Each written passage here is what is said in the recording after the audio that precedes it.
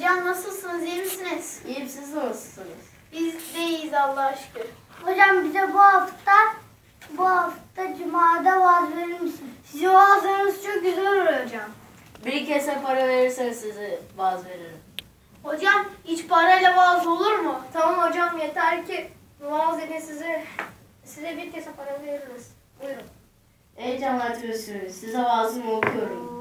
Akşam yemeği. Abdülkerim dinini daha iyi yaşamak gayretinde olan biriydi. Nefsinin kötü arzularından kurtulmak için uğraşmayı kendine bir görev biliyordu. Bundan dolayı hoşuna gidecek şeylerden uzak durmaya çalışıyordu.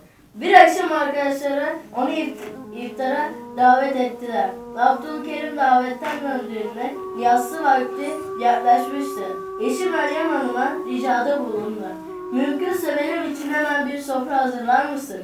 Meryem Hanım şaşkın bir şekilde, "Aa efendi, sen davetli değil miydin? Ne yemeği?" deyince Abdülkerim, "Sorma hanım," dedi. "Çok yersen arkamda dinine sıkı sıkıya bağlı biri gözüküyor. Ama samimi bir insan değilmiş. Canım," diye konuşmalarından korktum. Pek bir şey yiyemedim. Meryem Hanım onun bu iki yüzlü tavrına üzüldü. Abdülkerim Bey'e bir ders vermek istedi. "Tamam efendi," dedi ve ekledi. "Sen şu akşam namazını kıl da ben sofrayı hazırlıyorum."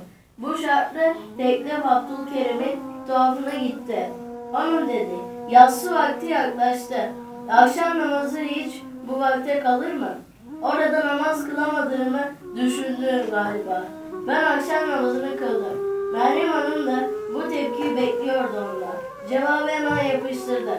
Efendi," dedi. "Sen arkamdan kötü konuşurlar diye gösteriş yaparak yemek yiyemediğine göre arkamda iyi konuşsunlar diye de namazı uzatmışsındır.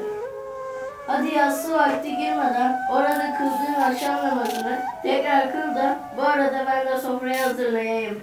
Bu ibretli sözler Abdülkerim'i uyandırmaya yetmişti.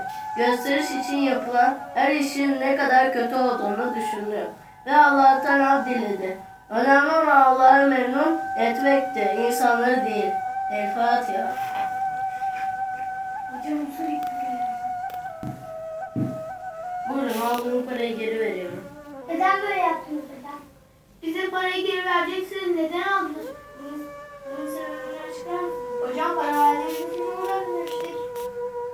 Para verince güzel dinliyorsunuz. İnsanın üzerine para olunca bir başka konuşuyor.